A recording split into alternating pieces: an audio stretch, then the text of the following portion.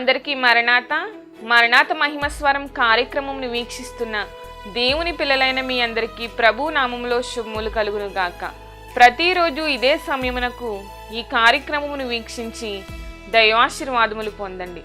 ఇప్పుడు pastor Samuel Sundar Reddy గారు దేవుని వాక్య వర్తమానమును అందిస్తారు. శ్రద్ధగా ఆలకించండి. దేవునికి స్తోత్రం. అందరికీ మరణాత.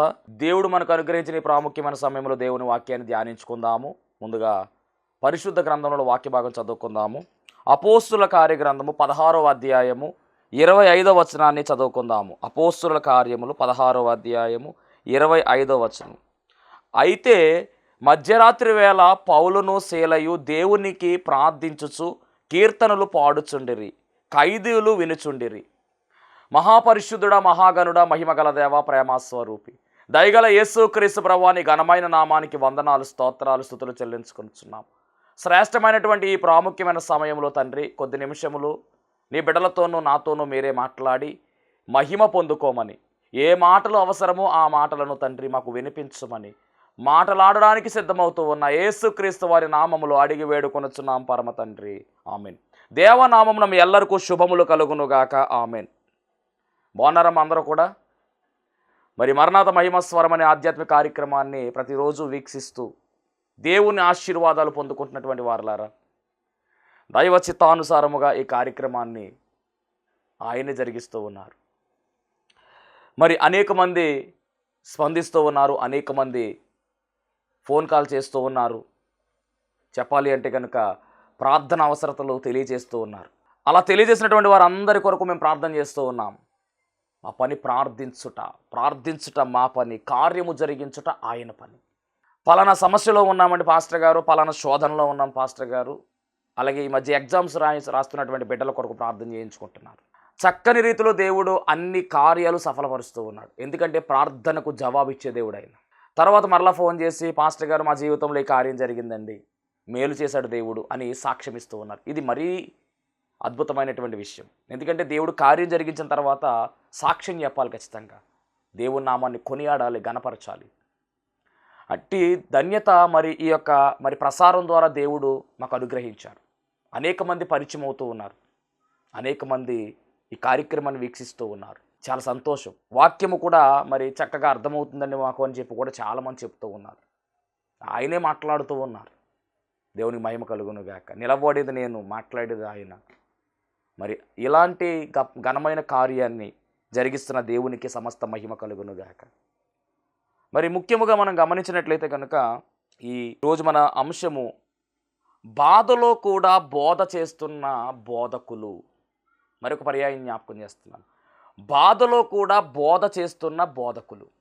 ఎవరి బోధకులు, ఏ బాధలో ఉన్నారు అనేటటువంటి విషయాన్ని ఈరోజు మనము అధ్యయనం చేయవలసిన వారమై ఉన్నాం.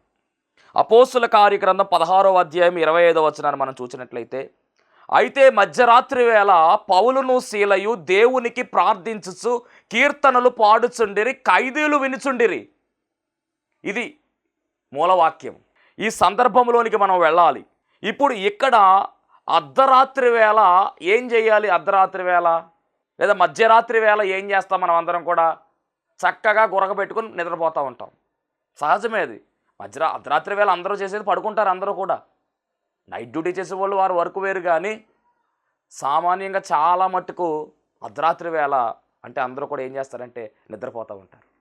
ఇక్కడ అర్ధరాత్రి వేళ పౌలు శీల ఇద్దరూ కలిసి ఏం చేస్తున్నారంటే దేవునికి ప్రార్థన చేస్తూ ఉన్నారు, కీర్తనలు పాడుతూ ఉన్నారు, ఖైదీలు వినుచున్నారు. ఈ సందర్భంలోనికి మనం వెళ్దాం.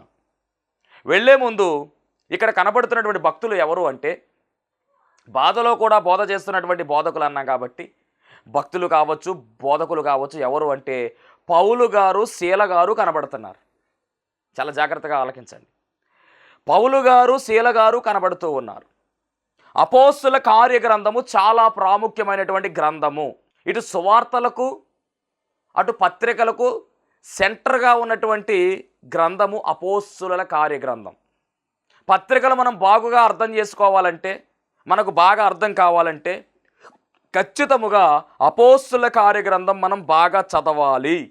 అపోస్తుల కార్యగ్రంథములో పౌలు గారు చేసినటువంటి ప్రయాణాలు ఖచ్చితముగా మనము నేర్చుకోవాలి. 3 ప్రాధాన్యమైనటువంటి ప్రయాణాలు అపోస్తుల కార్యములో పౌలు గారు చేశారు. వాటినే సువార్త దండయాత్రలు అని చెప్తూ ఉంటారు. ఈ 3 ప్రయాణాలు కూడా చాలా ప్రశస్తమైనటువంటి ప్రాముఖ్యమైనటువంటి ప్రయాణాలు, గమనించాలి.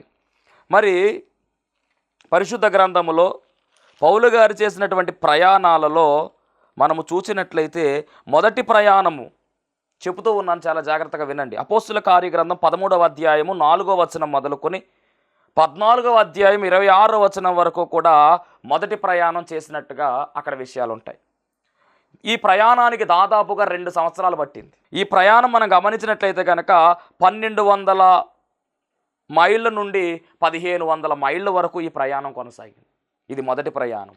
మరి ఈ ప్రయాణంలో బర్నబా గారు ఉంటారు, ఈ ప్రయాణంలో మార్క్ ఉంటాడు కొంతకాలం, అలాగే ఈ ప్రయాణంలో పౌలు గారు, అంటే పౌలు గారు బర్నబా గారు ఇది కలిసి చేసిన ప్రయాణం మొదటి ప్రయాణం.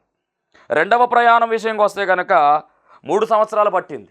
15వ అధ్యాయం 40వ వచనం మొదలుకొని 18వ అధ్యాయం 22 వరకు కూడా, అంటే 2800 మైళ్ళు చేసినటువంటి ప్రయాణం అండి. 3 సంవత్సరాలు పట్టింది. ఇది రెండవ ప్రయాణం.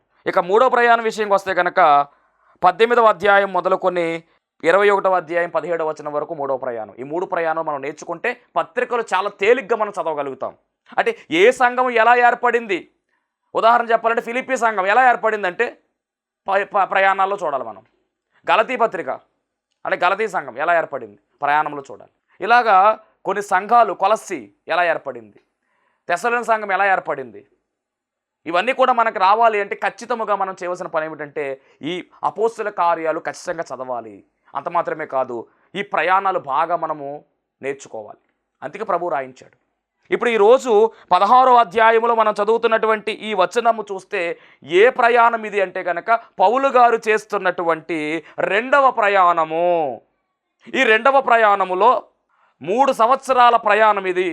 2800 మైళ్ళ దూరము పౌలు గారు వెళ్ళినట్టుగా మనం చూస్తూ ఉన్నాం. కొన్ని చోట్ల నడిచి వెళ్ళాడు, ఆయన కాలినడకన వెళ్ళిన ప్రయాణం ఉంది. అలాగే సముద్రాల మీద వెళ్ళినటువంటి ప్రయాణం, అంటే ఓడల మీద వెళ్ళినటువంటి ప్రయాణము కూడా ఉంది. ఆయన వెళ్ళే ప్రయాణంలో ఓడ బద్దలైపోయినటువంటి సిచ్యువేషన్ కూడా కనబడింది. అంటే సువార్త పరిచర్యలో చాలా అద్భుతమైనటువంటి పరిచర్య చేసినటువంటి వారిలో పౌలు గారు ప్రథమ స్థానంలో ఉన్నట్టుగా గమనించాలి. ఎందుకంటే ఖండాంతరాల సువార్త, ఒక ఖండము నుంచి మరొక ఖండానికి సువార్త వ్యాపించింది. ఈ ఆసియా ఖండము నుంచి ఐరోపా ఖండానికి సువార్త వ్యాపించింది. ఖండాంతర సువార్త చేసినటువంటి ధీరుడు, వీరుడు ఎవరు అంటే అపోస్తులైన పౌలు. మామూలు సువార్త చేయలా. బ్రతుకుట క్రీస్తే, చావైతే లాభము అనగలవ ఈ మాట? అయ్యో నేను సువార్త ప్రకటింపక 2 నెలల నాకు శ్రమ అన్నాడు. అనగలమా ఈ మాట? అనాలి. ఎందుకు అంటే దేవుడు మనకు సువార్త భారాన్ని పెట్టాడు. ఆయన పనిని మనము కొనసాగించాలి. ఆయన పనివారముగా మనం ఉండాలి. ఆయన పనిలో బలముగా వాడబడే వారముగా ఉండాలి. ఎప్పుడు ప్రార్థనలో ఆయన్ని అన్ని అడగడము కాదు. ప్రార్థనలో ప్రభువా నీ పని కోసం నేను ఏమి చేయాలి, నన్ను వాడుకో ప్రభువా, నీ పనిలో నేను నిలవబడాలి, నీ కొరకు నేను వాడబడాలి అని ఏనాడా ప్రార్థన చేశామా? మరి పౌలు గారి నినాదం ఏమిటంటే బ్రతుకుట క్రీస్తే, చావైతే లాభము. అది పౌలు గారి యొక్క నినాదం. అందుకనే పౌలు గారు అపోస్తులుడైన పౌలు పిలవబడినటువంటి వాడిగా అన్య జనులకు అపోస్తులుడుగా పౌలు గారు కనబడుతున్నారు. 14 పత్రికలు చక్కని రీతిలో రాసినటువంటి అద్భుతము పౌలు గారికి దక్కింది. దేవుని మహిమ కలుగును గాక. అద్భుతముగా రాయించాడు పరిశుద్ధాత్మ తండ్రి పౌలు గారి చేత. 14 పత్రికలు, ఒకదాని మించి ఒకదానికి విషయాలు ఉంటాయి పత్రికలు. రైట్. ఇప్పుడు రెండవ ప్రయాణము. ఈ రెండవ ప్రయాణములో పౌలు గారితో ఎవరున్నారయ్యా అంటే కనుక శీలా ఉన్నారు, అలాగే లూకా గారు కూడా ఉన్నారు, అలాగే తిమోతి గారు కూడా ఉన్నారు. 16వ అధ్యాయంలో తిమోతి గారు ఎంటర్ అవుతారు. ఎక్కడ ఎంటర్ అవుతున్నారంటే మొదటి వచనం, పౌలు దెర్బోకును లొస్రాకును వచ్చెను, అక్కడ తిమోతి అను ఒక శిష్యుడు ఉండెను, అతడు విశ్వసించిన యొక్క యూదురాలి కుమారుడు, అతని తండ్రి గ్రీసు దేశస్థుడు. మొత్తానికి మరి వీరితో ఈ తిమోతి వెళ్ళినట్టుగా కూడా మనం గమనించాలి. అలాగే లూకా గారు కూడా ఇక్కడ ఎంటర్ అవుతున్నారు. మేము అనేటువంటి మాట కలుపుతూ ఉంటాడు. మరి లూకా గారు ఎందుకు ఎంటర్ అయ్యారు, ఎలా ఎంటర్ అయ్యారంటే ఎలా చెప్పగలుగుతున్నామంటే ఇక్కడ మేము అనేటువంటి మాట 11వ వచనం చూడండి ఒకసారి. అపోస్తుల కార్యాలు 16:11. కాబట్టి మేము త్రోయను విడిచి ఓడ ఎక్కి తిన్నగా సుమెత్రే తిమోతికేకును మరునాడు నెయపోలికినికి, అంటే మేము అని రాస్తున్నాడు. మేమని చెప్తాం. అంటే మేము అంటే ఈ అపోస్తుల కార్యగ్రంథం ఎవరు రాశారు అంటే డాక్టర్ లూకా గారు రాశారు. లూకా సువార్త రాసింది ఆయనే, అపోస్తుల కార్యగ్రంథం రాసింది ఆయనే. కాబట్టి మేము అని కలుపుతా ఉన్నాడు. అంటే ఈ ప్రయాణములో, రెండవ ప్రయాణములో పౌలు గారు, శీల గారు, లూకా గారు, తిమోతి గారు కూడా నలుగురు కలిసి వెళుతూ ఉన్నారు. మరి వీరి ప్రయాణం కొనసాగుతూ ఉంది. లొస్త్రాకు, దెర్బేకు, అలాగే ఈకొనేయకు, ఇవన్నీ కూడా చెప్పుకుంటా వచ్చేసిన తర్వాత ఆసియాలో వాక్యము చెప్పకూడదని పరిశుద్ధాత్మ వారిని ఆటంకపరిచినందున, అంటే ఆసియా ఖండము ఇక కాదు చెప్తే వారు పృగియా, గలతియా ప్రదేశముల ద్వారా వెళ్ళిరి. అక్కడి నుంచి మొత్తానికి మాసిదోనియా ప్రాంతానికి వారు వెళ్ళినట్టుగా, మాసిదోనియా అనేటటువంటి పట్టణానికి వారు చేరుకున్నట్టుగా ఇక్కడ రాయబడింది. మాసిదోనియా అనేటటువంటి ప్రాంతం. కాబట్టి మేము త్రోయను విడిచి ఓడ ఎక్కి తిన్నగా సుమిత్రకేకుకు మరునాడు నెయపోలికి, అక్కడి నుండి ఫిలిప్పీకి వచ్చితిమి. అంటే మాసిదోనియా అనేటటువంటి పట్టణానికి మరి వెళ్ళడం, దానికి కారణం ఏమిటంటే 9వ వచనం, అప్పుడు మాసిదోనియా దేశస్థుడు ఒకడు నిలిచి, నీవు మాసిదోనియాకు వచ్చి మాకు సహాయము చేయమని తనను వేడుకొనుతున్నట్టు రాత్రి వేళ పౌలునకు దర్శనము కలిగెను. పౌలు గారు పడుకున్నటువంటి సమయంలో ఒక దర్శనం వస్తుంది. ఆ దర్శనంలో మాసిదోనియాకు చెందినటువంటి ఒక వ్యక్తి కనబడుతూ ఉన్నాడు. మాసిదోనియాకి రమ్మని పిలుస్తూ ఉన్నాడు. మాసిదోనియాకు వచ్చి నీ సహాయం మాకు కావాలని వేడుకున్నట్టు కనబడితే, అప్పుడు ఆ దర్శనాన్ని బట్టి సువార్త ప్రకటించడానికి మరి మాసిదోనియాకు వెళ్ళినట్టుగా, బయలుదేరినట్టుగా చూస్తూ ఉన్నాం. ఇప్పుడు మాసిదోనియాకి వెళుతున్నటువంటి వీరు మాసిదోనియాకి ముఖ్య పట్టణముగా ఉన్నటువంటి ఫిలిప్పీ పట్టణానికి వెళ్ళారండి.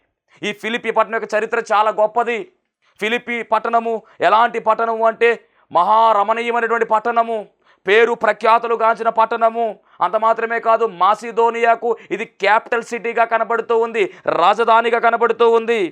దాని గురించి చెప్తున్నటువంటి మాట, మాసిదోనియా దేశంలో ఆ ప్రాంతమునకు అది ముఖ్య పట్టణము, రోమియుల ప్రవాస స్థానమై ఉన్నది. మేము కొన్ని దినములు ఆ పట్టణములో ఉంటిమి. అంటే ఇది రోమియుల ప్రవాస స్థానముగా ఉంది. అలాగే వ్యాపారానికి, వాణిజ్యానికి ఇది పుట్టినిల్లుగా ఉంది. ఫిలిప్పీ పట్టణము మామూలు ఫిలిప్పీ పట్టణము కాదు, ఇది చాలా చరిత్ర కలిగినటువంటి ఫిలిప్పీ పట్టణము. దీని పేరు కూడా చాలా అద్భుతంగా పెట్టబడింది. ఫిలిప్పు పేరు మీద పెట్టబడినటువంటి పట్టణం ఫిలిప్పీ పట్టణం. జాగ్రత్త, ఈ పట్టణం గురించి మనం చాలా జాగ్రత్తగా మనం గమనించాలి. ఇక్కడ నేర్చుకోవాల్సినటువంటి పాఠము మరి ఈ ఫిలిప్పీ పట్టణము, ఈ ఫిలిప్పీ అనేటటువంటి ఈ పట్టణం పేరు మీద ఫిలిప్పీ పత్రిక రాయబడింది. సంఘం అక్కడ ఏర్పడింది. ఏమంటే సామాన్యమైన విషయం కాదు. మాసిదోనియా ప్రాంతము, మాసిదోనియా దేశము, ఫిలిప్పీ పట్టణం ఇది ఎక్కడ ఉంది అంటే ఆసియా ఖండములో లేదు, ఇది యూరప్ ఖండము అనగా ఐరోపా ఖండములో ఉంది. అంటే పౌలు గారి ద్వారా దేవుడు ఖండాంతర సువార్త చేయించాడు. ఈ వీధిలోంచి ఆ వీధిలోకి, ఈ ఊళ్ళోంచి ఆ ఊళ్ళోకి, ఈ దేశంలోంచి ఆ దేశము కాదు, ఇది ఖండాంతరం వెళ్ళిపోయింది ఏకంగా. ఇక్కడ గమనించాలి, ఆసియా ఖండము నుంచి ఆ ఐరోపా ఖండము అనగా యూరప్ ఖండం, యూరప్ ఖండానికి సువార్త వ్యాపించింది. మాసిదోనియా దేశంలో ఫిలిప్పీ పట్టణం ముఖ్య పట్టణం, అక్కడికి వెళ్ళారు.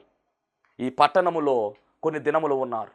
చిత్రం ఏమిటంటే ఈ ఫిలిప్పీ పట్టణములో సునగోగులు లేవు, అనగా సమాజ మందిరాలు లేవంట. అంటే యూదులు తక్కువగా ఉన్నారు. ఎక్కడైనా యూదులు కూడుకుంటారేమో విశ్రాంతి దినము రోజున చూస్తూ ఉంటే అక్కడ ఒక నదీ తీరమున కొందరు ఆడవారు కూడుకున్నట్టుగా కనబడింది. విశ్రాంతి దినమున గవిని దాటి నదీ తీరమున ప్రార్థన జరుగుననుకుని అక్కడికి వచ్చి కూర్చుండి కూడి వచ్చిన స్త్రీలతో మాటలాడుచుంటిమి అని రాయబడి. అంటే వీళ్ళు ఏం చేస్తున్నారంటే చూశారు, మాసిదోనియా ఫిలిప్పీ పట్టణం చూశారు, అక్కడ మరి ఎక్కడ సునగోగులు లేవు. విశ్రాంతి దినం వచ్చింది, నదీ తీరాన కొంతమంది ఆడవాళ్ళు కూర్చున్నారని తెలిసింది, కూడుకున్నారని తెలిసి అక్కడికి వెళ్ళారు. వెళ్ళి అక్కడ సువార్త ప్రకటించారు.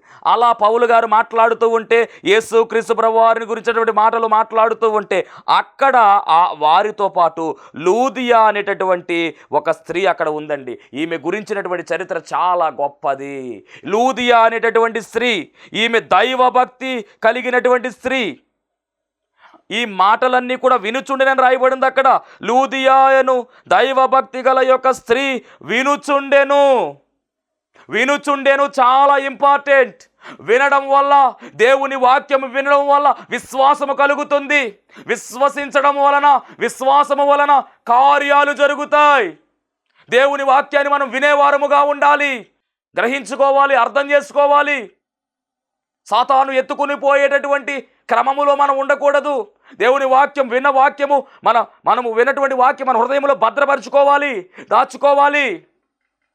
అప్పుడు మన హృదయం అంతా కూడా వాక్యముతో నింపబడుతుంది. ఎప్పుడైతే హృదయంతో వాక్యము నింపబడుతుందో మనలోనికి పాపము రాదు.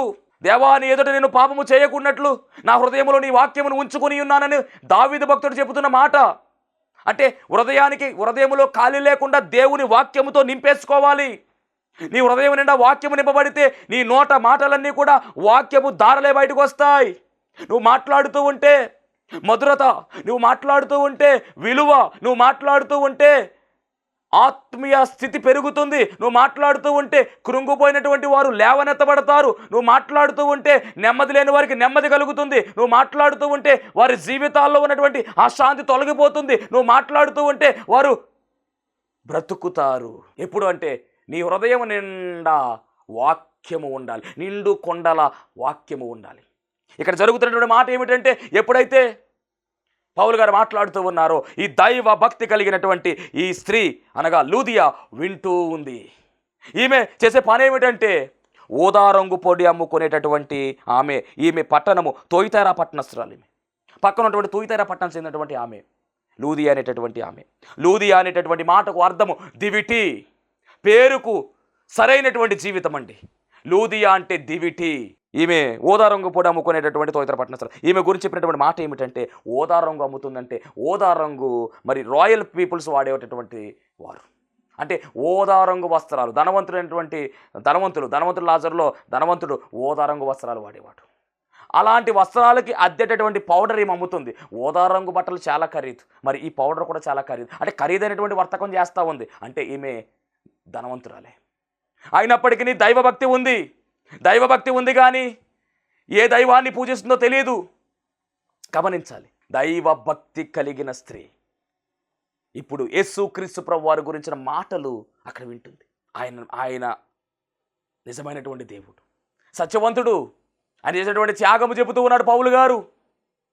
అవన్నీ కూడా విన్నటువంటి మాటలు ఆమె హృదయము తెరవబడినట్టుగా ప్రభు కార్యం జరిగించినట్టుగా రాయబడింది. చూద్దాం, అక్కడ అంతమంది ఉన్నారు కానీ 16, 14 మనం గమనించినట్లయితే కనుక, అప్పుడు లూదియాను దైవభక్తి గల యొక్క స్త్రీ వినుచుండెను. ఆమె ఓదా రంగు పొడిని తోయితెర పట్టణస్తురాలు. ప్రభు ఆమె హృదయము తెరచెను గనుక పౌలు చెప్పిన మాటల యందు లక్ష్యముంచెను. ఎప్పుడైతే ఆమె హృదయము ఆ యొక్క మాటల వల్ల తెరవబడిందో, ఆమె హృదయము బండలాంటి హృదయము బద్దలు చేయబడింది. ఎందుకంటే వాక్యము సుత్తి వంటిది. అంత మాత్రమే కాదండి, 2 అంచెలు వాడైన ఖడ్గం ఇది. హృదయంలోనికి దూసుకుని వెళ్ళిపోతుంది, మూలుగులోనికి దూసుకుని వెళ్ళిపోతుంది. అంత శక్తివంతమైనటువంటి వాక్యాన్ని ఈమె వింటూ ఉంది. ఈమె హృదయం తెరవబడింది. వెంటనే ఆమె అంటున్నటువంటి మాట, పౌలు చెప్పిన మాటలను లక్ష్యం ఉంచెను. ఆమె ఇంటి వారును బాప్తిసం పొందినప్పుడు అంటే మొత్తం మీద ఆమె పొందుకుంది బాప్తిసం, ఇంటి వారు కూడా రక్షణ పొందేసుకున్నారు. అంటే దేవుని మాటలు విన్నటువంటి మాటలు లక్ష్య పెట్టింది, గురి కలిగింది మాటల మీద. వెంటనే రక్షణ పొందుకోవాలి. అయ్యా, మేము ఏ విధంగా రక్షణ పొందుకోవాలి అడిగింది, పొందుకుంది రక్షణ. ఆమె మాత్రమే కాదు, ఆమె ఇంటివారు, అంటే ఈమె మాటలు విన్నది, ఇంటి వారికి చెప్పింది, వారిని కూడా రక్షణలోకి నడిపించింది. గమనించాలి, ఫిలిప్పీ పట్టణములో, మాసిదోనియా దేశములో, ఆ యూరప్ ఖండములో మొట్టమొదటిగా రక్షణ పొందుకున్నటువంటి కుమార్తె ఎవరు అంటే లూదియా. మొట్టమొదటిగా వెలిగింపబడినటువంటి దివిటి ఎవరు అంటే లూదియా. ఈమె వెలిగింపబడింది, కుటుంబాన్ని వెలిగించింది. తరువాత కాలములో ఆమె ఇంటి వద్దే సంఘము ఏర్పడింది. ఫిలిప్పీ పట్టణములో సంఘము ఏర్పడడానికి మూల రాయి ఎవరు అంటే లూదియా. దేవునికి మహిమ కలుగును గాక. ఈ అనుభవం మన దగ్గర ఉండాలి, ఈ అనుభవం మనలో ఉండాలి. మనం మాత్రమే రక్షణ పొందుకోవడం కాదు, మన ఇంటి వారు రక్షణ పొందుకోవాలి. నేను నా ఇంటి వారిని యెహోవాను సేవించేదము, ఇది యెహోషువ యొక్క కాన్సెప్ట్.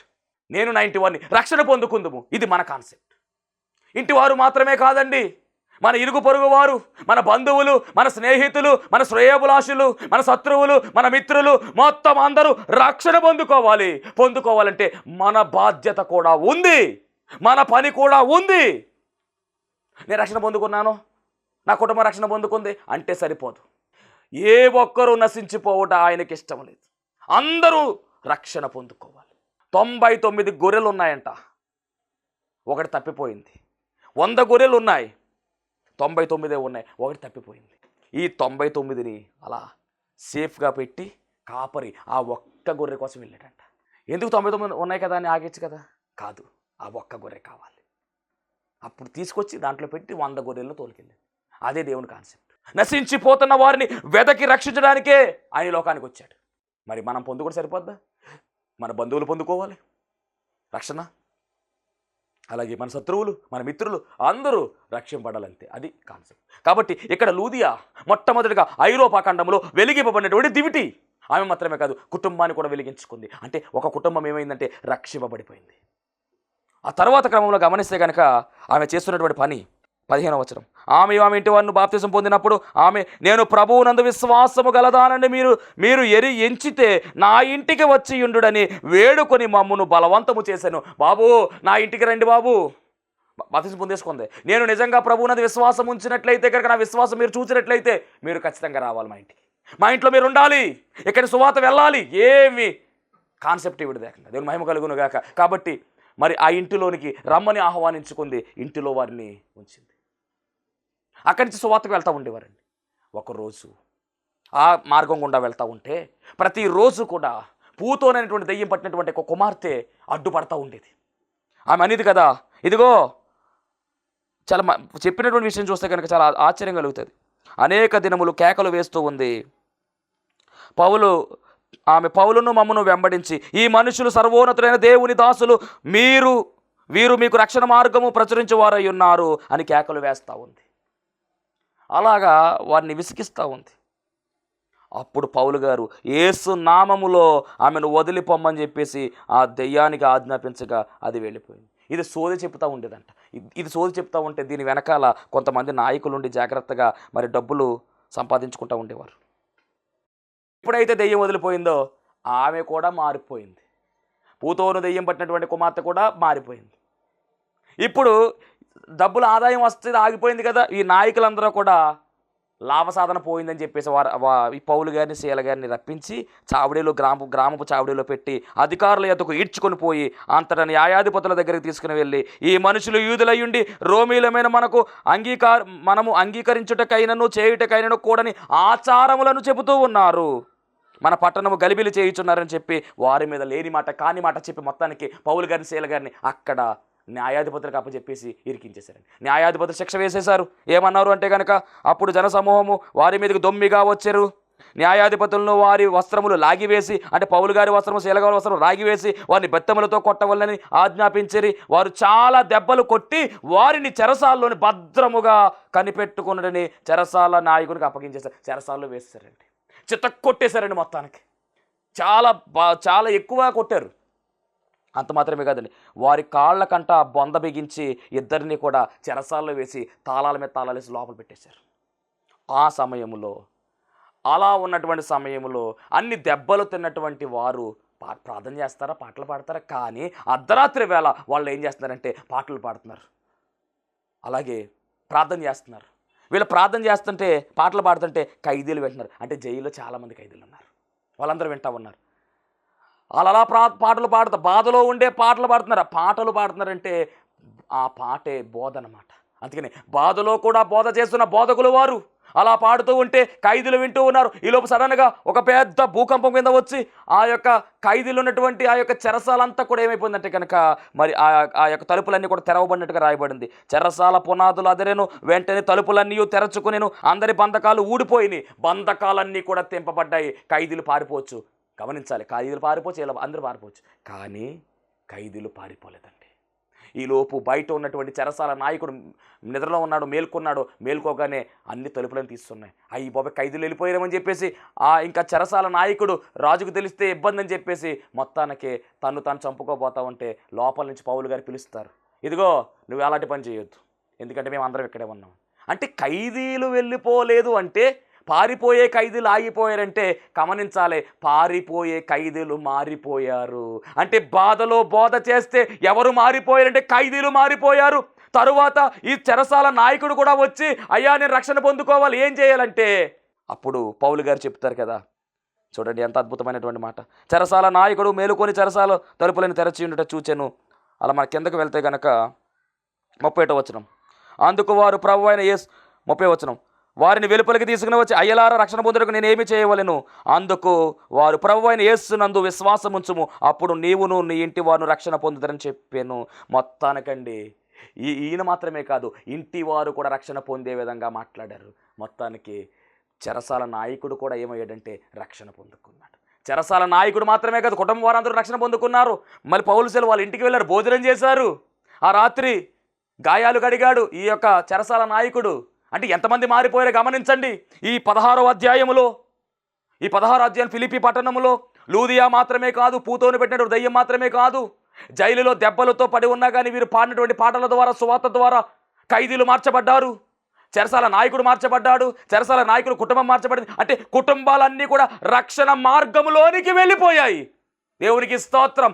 బాధలో కూడా బోధ చేస్తున్నటువంటి బోధకుల యొక్క ఫలితము ఫలించింది, వారి ప్రయాస ఫలించింది, ఫలితాన్ని చూశారు. మనం చేయగలుగుతున్నామా ఇలాంటి పరిచర్య? ఇలాంటి పరిచర్య మనం చేయగలుగుతున్నామా? బాధలో కూడా బోధ చేసేటటువంటి తత్వము మనలో ఉండాలి. బాధలో కూడా మనం బోధ చేయవలసిన వారమై ఉన్నాము. కనీసం ఒక ఆత్మను రక్షణలోనికి రప్పించవలసిన వారమై ఉన్నాము, నడిపించవలసిన వారమై ఉన్నాము. మరి ఈ ప్రాముఖ్యమైన సమయంలో నీవు ఇటువంటి అనుభవములోనికి వెళుతున్నావా? వెళ్ళాలి. దాదాపుగా ఇక్కడ ఫిలిప్పీ పట్టణములో లూదియా కుటుంబం, పూతోను అని దేయబడినటువంటి ఆమె కుటుంబము, అలాగే మరి చెరసాల నాయకుని యొక్క కుటుంబము, అలాగే మరి ఖైదీల యొక్క కుటుంబాలు అన్నీ కూడా మార్చబడ్డాయి. ఎంత గొప్ప ధన్యత! ఇలాంటి అనుభవంలోనికి మనమందరము కూడా వెళ్ళే భాగ్యము దేవుడు మనందరికీ అనుగ్రహించునుగాక. ఆమేన్. మహోన్నతుడా నీకు వందనాలు, స్తోత్రాలు ప్రభువా. ప్రాముఖ్యమైన సమయంలో వెత్తబడినటువంటి వాక్యము ద్వారా నీ బిడ్డలకు రావాల్సిన దీవెనలు సమృద్ధిగా దయచేయమని, రక్షణ భాగ్యము లేని వారికి రక్షణ భాగ్యం అనుగ్రహించి నీ రెండవ రాకడలో స్థిరపరచమని యేసు నామములో అడుగుచున్నాం పరమ తండ్రి. ఆమేన్. అందరికీ మరణాత. దేవునికి స్తోత్రం. అందరికీ వందన మరణాత తెలియజేస్తున్నాను. మరణాత మహిమస్వరం అనే ఆధ్యాత్మిక కార్యక్రమాన్ని వీక్షిస్తున్న మీ అందరికీ కూడా మరి ఒక పర్యాయము ప్రభు పేర వందన మరణాత తెలియజేస్తూ ఉన్నాను. మరి ఈ కార్యక్రమము ఎంతో ఆశీర్వాదంగా ఉందని, ఈ కార్యక్రమం ద్వారా ఎన్నో మేళ్లు పొందుకున్నామని మరి మీరు అందరూ కూడా ఫోన్ కాల్ చేస్తూ ఉన్నారు. చాలా సంతోషము. ఎన్నో అద్భుత ఆశ్చర్యకార్యాలు దేవాదేవుడు ఈ కార్యక్రమం ద్వారా జరిగిస్తున్నారు. దేవుని నామమునికి మహిమ కలుగునుగాక. మరి మీరు చూస్తున్నటువంటి ఈ యొక్క షెడ్ గురించి గతంలో మీకు చెప్పడం జరిగింది. యజమానుడు మరి దీన్ని బేరం పెట్టారని చెప్పేసి, దీన్ని తీసుకుంటే ఇక్కడ ఆరాధన జరుగుతుంది, లేకపోతే మనం బయటికి వెళ్ళాలనేటువంటి పరిస్థితిని మీకు చెప్పినందుకు చాలామంది మరి సహకరించారు. కొంతమంది మరి అమౌంట్ పంపించడం జరిగింది, అలాగే ప్రార్థన చేయడం జరిగింది. దేవుని మహాకృపను బట్టి పంపించినటువంటి అమౌంట్, కొంత అమౌంట్ మరి యజమానుడికి కట్టడం జరిగింది. ఇంకా చాలా అమౌంట్ మనము వారికి ఇవ్వాల్సి ఉంది. కనుక మరి ఈ కార్యక్రమాన్ని వీక్షిస్తున్నటువంటి మీకు ఎవరికైనా కనుక ప్రేరేపణ కలిగినట్లయితే కనుక మరి మీ వంతు సహకారాన్ని అందించండి.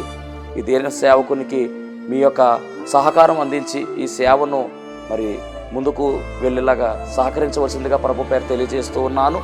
మీకు ఎవరికైనా కనుక మరి ప్రేరేపణ కలిగినట్లయితే కనుక స్క్రీన్ మీద కనపడుతున్నటువంటి ఆ నెంబర్కి ఫోన్పే చేయండి, లేదా ఫోన్ చేసినట్లయితే కనుక నేనే స్వయంగా మాట్లాడతాను. మీ సహకారాన్ని అందించండి. ప్రభు పనిలో మీరు కూడా పాలి భాగస్తులు కావాల్సిందిగా ప్రభు పేరు తెలియజేస్తున్నాను. అందరికీ మరణాత.